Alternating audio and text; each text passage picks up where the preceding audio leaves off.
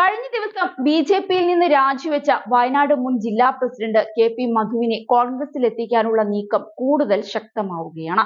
ഈ മാസം അവസാനത്തോടെ കേരളത്തിലെത്തുന്ന പ്രിയങ്ക ഗാന്ധിയിൽ നിന്ന് അംഗത്വം സ്വീകരിക്കുന്ന രീതിയിൽ കാര്യങ്ങൾ മുന്നോട്ട് കൊണ്ടുപോകാനാണ് കോൺഗ്രസ് ശ്രമിക്കുന്നത്. ഉന്നത കോൺഗ്രസ് നേതാക്കൾ കെ.പി. മധുവുമായി നടത്തിയ ചർച്ചയിൽ ഇക്കാര്യങ്ങൾ ഏറെക്കുറെ തീരുമാനിക്കപ്പെട്ടു എന്നാണ് റിപ്പോർട്ടുകൾ.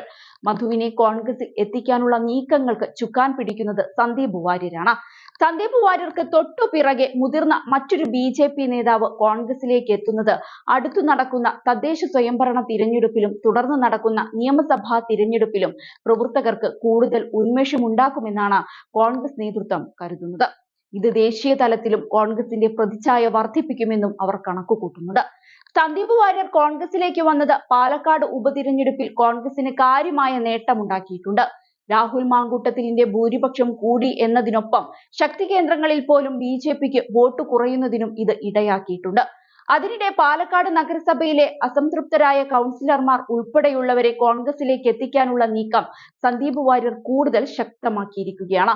വെറുപ്പിന്റെയും വിദ്വേഷത്തിന്റെയും പ്രത്യയശാസ്ത്രത്തെ പൂർണ്ണമായും തള്ളിപ്പറഞ്ഞ് മതനിരപേക്ഷതയുടെ ഭാഗമാവാൻ കോൺഗ്രസ് പ്രസ്ഥാനത്തിന്റെ പ്രത്യയശാസ്ത്രത്തോട് ഐക്യപ്പെടുവാൻ സന്നദ്ധതയുള്ള ഒരാളും രാഷ്ട്രീയമായി അനാഥമാവില്ല, ഇതുറപ്പാണ് എന്ന അദ്ദേഹത്തിന്റെ ഫേസ്ബുക്ക് പോസ്റ്റ് തന്നെ ഇതിന് ഉദാഹരണമാണ്.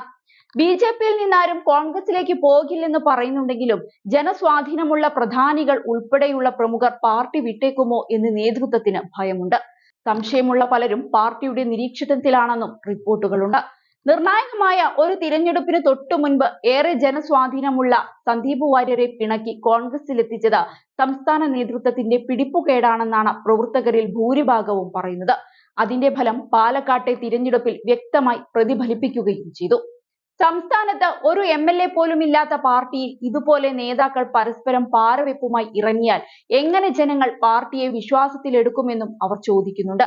എന്നാൽ കേരളത്തിലെ തർക്കത്തിൽ കെ സുരേന്ദ്രന് ബി.ജെ.പി. കേന്ദ്ര നേതൃത്വത്തിന്റെ പൂർണ്ണ പിന്തുണയുണ്ട്.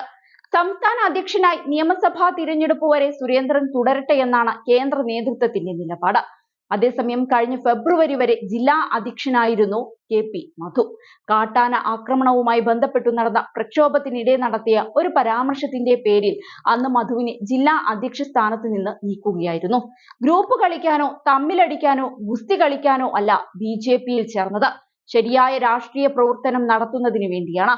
പാലക്കാടുണ്ടായ വിഷയങ്ങൾ പോലും ഗ്രൂപ്പ് കളിയുടെ ഭാഗമാണ്. പാലക്കാട് സ്ഥാനാർത്ഥിത്വവും അതുമായി ബന്ധപ്പെട്ട കാര്യങ്ങളും ഞങ്ങൾ നോക്കിക്കോളാം, വയനാട്ടിലെ കാര്യങ്ങൾ നിങ്ങൾ നോക്കിക്കോളൂ എന്ന് പറഞ്ഞ് രണ്ട് ഗ്രൂപ്പിന് വീതം വെച്ചുകൊടുത്തു. ഇതിന്റെ അടിസ്ഥാനത്തിലാണ് ഇപ്പോൾ ഈ ആരോപണ പ്രത്യാരോപണങ്ങൾ ഉണ്ടായിരിക്കുന്നത്. ഇങ്ങനെ ഗുസ്തി കളിക്കാൻ എന്തിനാണ് ബി.ജെ.പിയിൽ നിൽക്കുന്നതെന്നാണ് രാജിക്ക് പിന്നാലെ കെ.പി. മധു ചോദിച്ചത്. സംസ്ഥാന നേതൃത്വത്തോടും വിയോജിപ്പുണ്ടെന്നും അദ്ദേഹം പറഞ്ഞിരുന്നു. എന്തിന്റെ പേരിലാണ് തന്നെ മാറ്റി നിർത്തിയത്? ഒരു പ്രസ്താവനയുടെ പേരിൽ മാറ്റി നിർത്തിയ ആളുമായി എന്തെങ്കിലും ബന്ധം പുലർത്തണ്ടേ?